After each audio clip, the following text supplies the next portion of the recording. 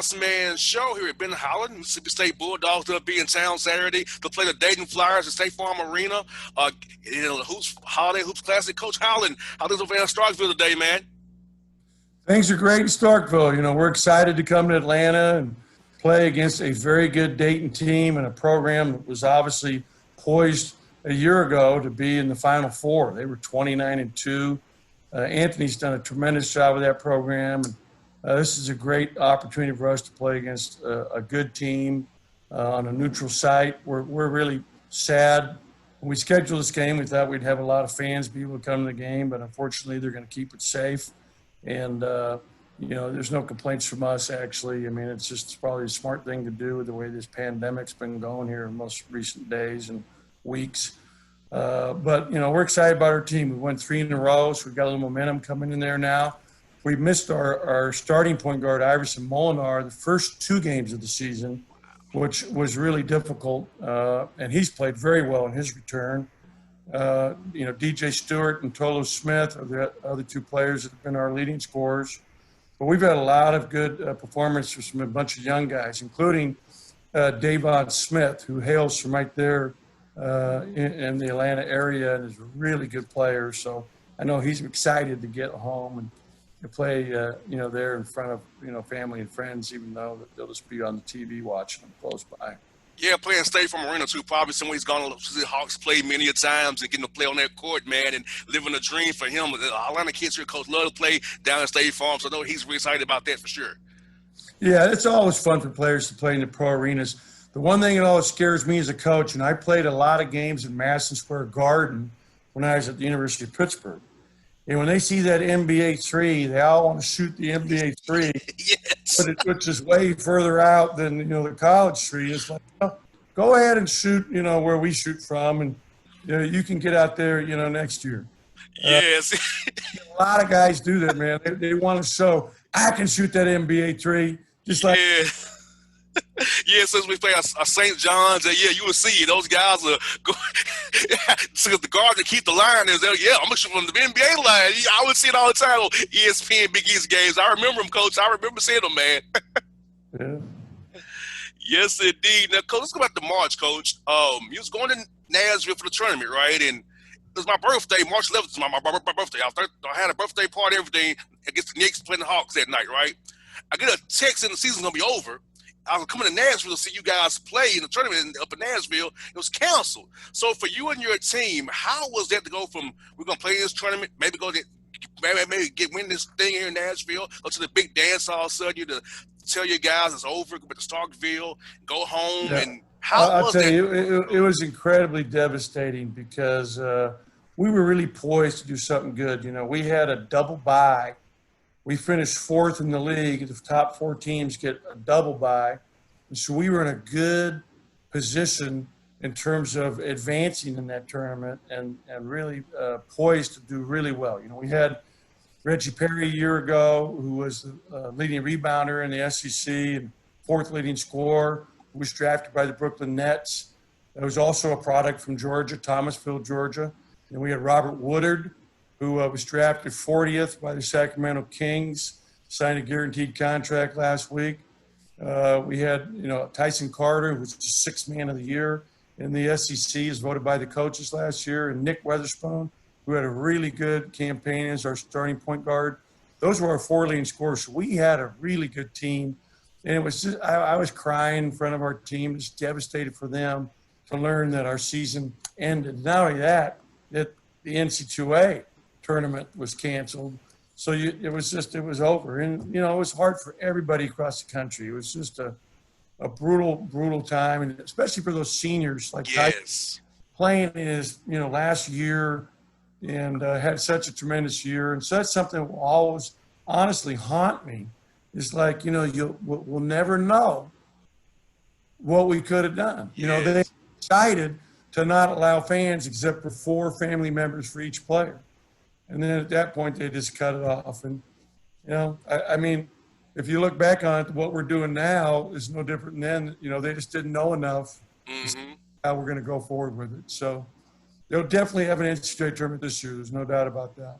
And for your seniors, those guys didn't miss that moment that last time, hugging you for the last time, coming out hugging their teammates for that last time, off your jersey in the locker room, speaking to the team. And for me, it just hurts for me because I know how it is having been an athlete and having that moment that last time before I went into my career doing radio, right? So, but for those young men, they never had the opportunity. Always going to be that empty feeling in their hearts. Like, I didn't get to have that one last experience with my coaches and my teammates. I agree. I mean, but you know what, though? That's why I was so excited that this year we got a chance to play again. I mean, just the opportunity to be back out there playing basketball, doing the thing these kids love. And they made tremendous sacrifices in the offseason. Some of these guys were working out on outdoor courts because they couldn't even use our facilities. They were, you know, going to high school gyms wherever they could. You know, they were doing everything they could to you know, work on their game and also lift and condition. It's really proud of them. And, you know, they did a tremendous job. And I think the SEC is doing a great job in terms of the testing. We get tested 3 times a week. I just came in here from getting tested. And so we're really on top of it, you know, keeping our guys safe and trying to do everything possible to, you know, eliminate exposure to COVID as best we can. And, you know, our school, our university, the league is doing a tremendous job in that respect. And the players are having fun. I mean, you know, they were devastated last year, and for them to be back out doing what they love is really fun for them. Now, Coach, I doing the grades-wise, Coach, going back to that, how was it going from the year man, go from online, from being in person? I know for me, I'm barely in person. I can't concentrate on the computer to myself, right? So how was that, assistant coach, academic advisors helping your young men keep their grades up, knowing that, hey, they're back at home in a weird environment without the structure of study halls and the coaches around them and their advisors? How was it academic for that spring semester for your young men? You know, they had study halls. They just had them online interacting with our tutors. But it was, you know, very difficult. You know, I give our kids a lot of credit. We actually had a really good semester last spring semester, and we just finished our semester here, and we had the best academic semester since I've been here. I mean, we had guys that, I think we had one player on the entire team that didn't have a 3.0 for the semester. So wow. It's phenomenal.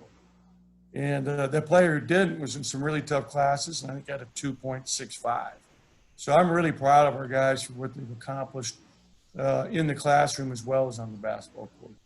Now, Coach, how do you all use Zoom to keep your young men's mind sharp this offseason? I know for me, I'm in my 30s, right? So I'm used to adversity, but they're in their 20s, 18 years old. Now, you do with the pandemic, racial unrest around them. How'd you keep your young men's minds fresh and sharp so they don't let this negativity conquer them and bring them down?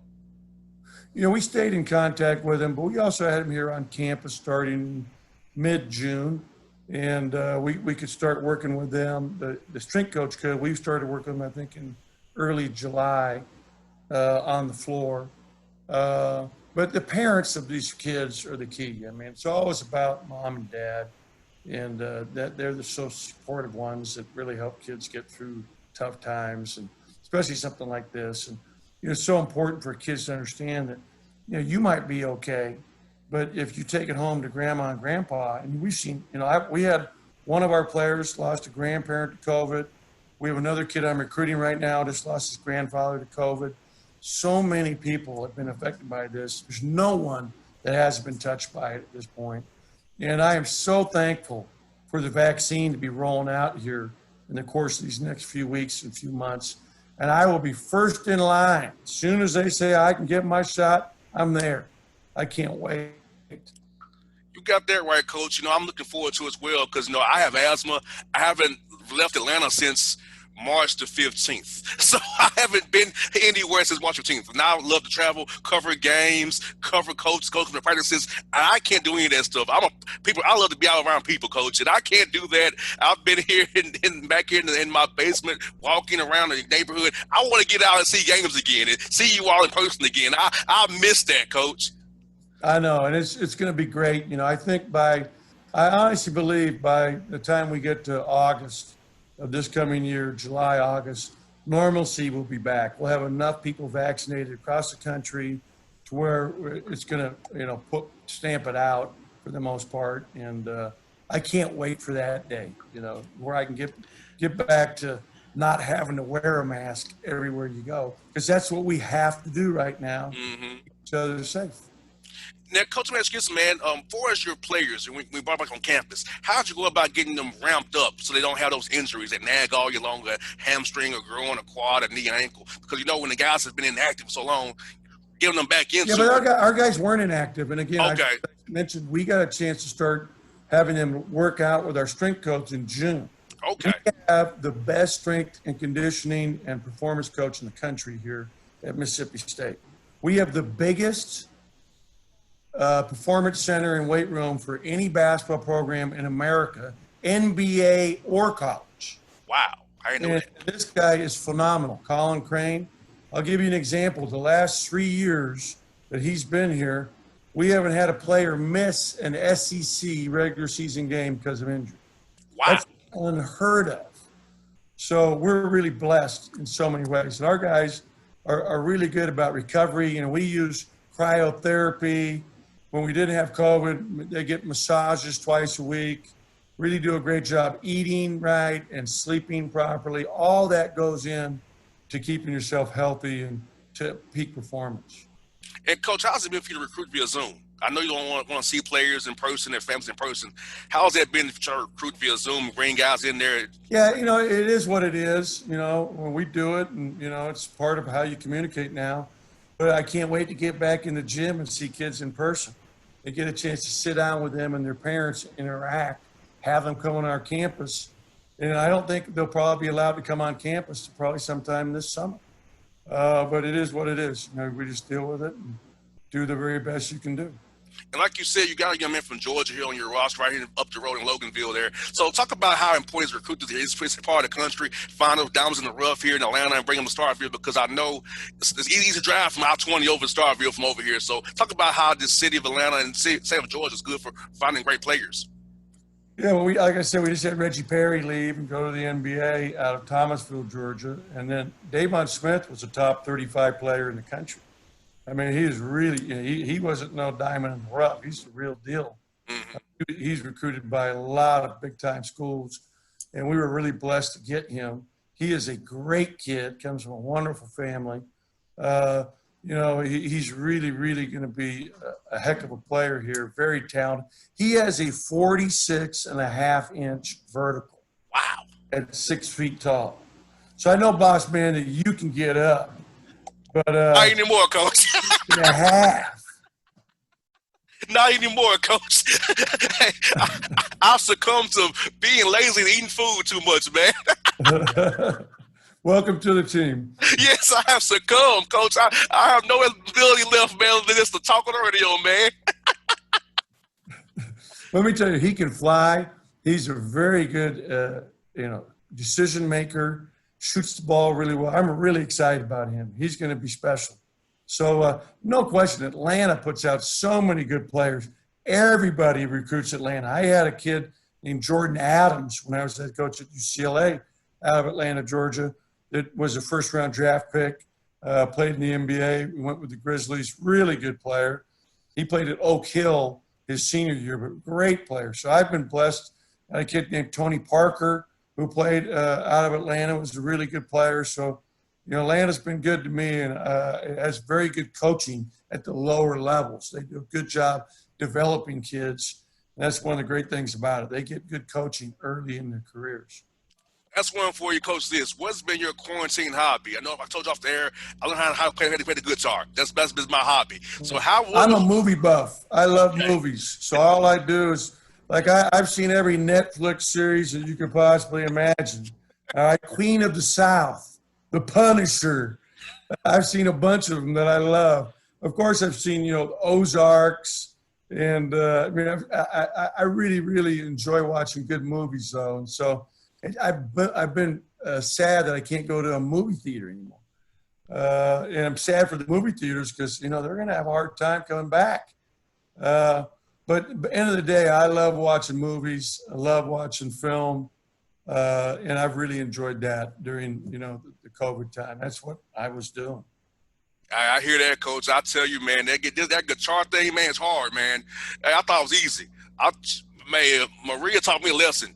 You can't just pick up and play. You got to really put in some work. So that work I put in, we're doing it via the Zoom too, coach. So I'm like, okay, let me follow you what you're doing so I can make sure I get it right. But I'm getting better every week, coach. I'm getting better, man.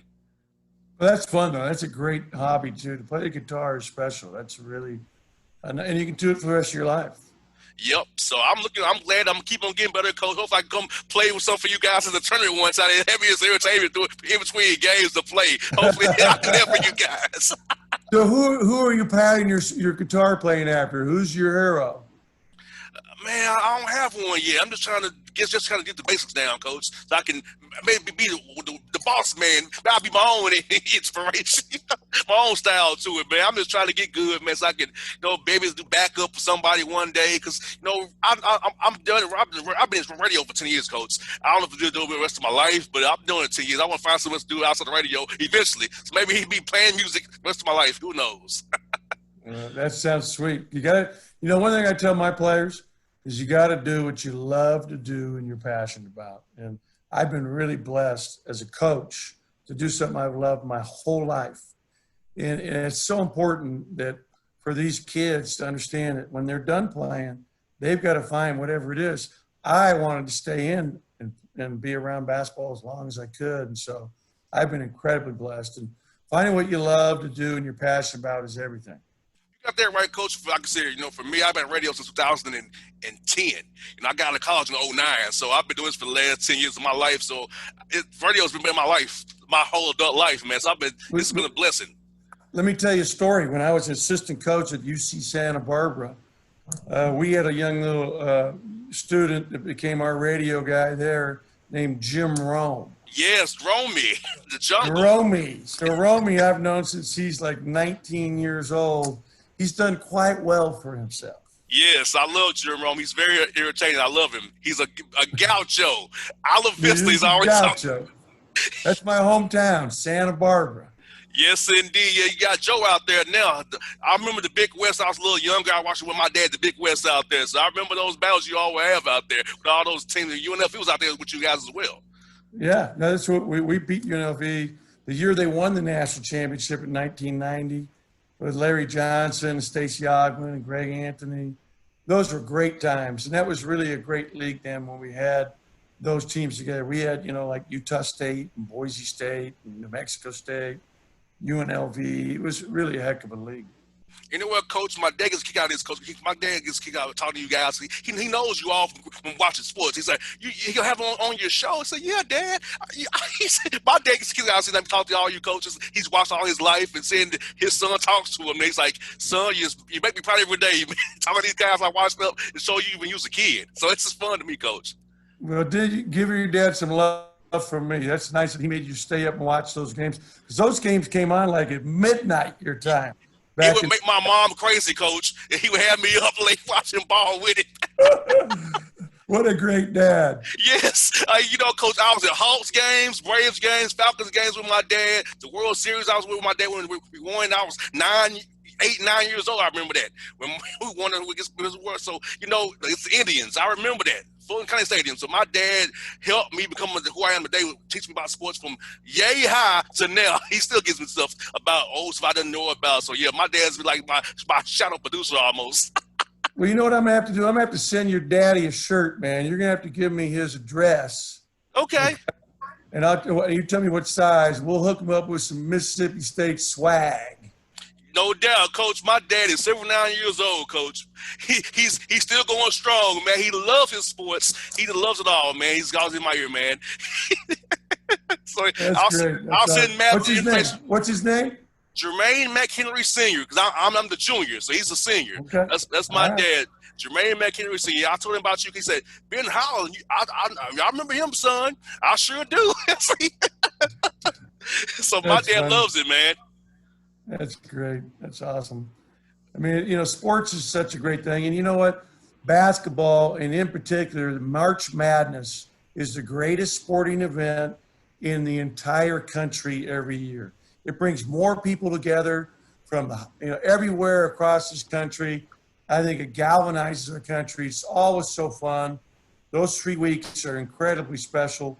And, basketball is just such a great game. I'm excited for the NBA to get started. We got some new kids in there.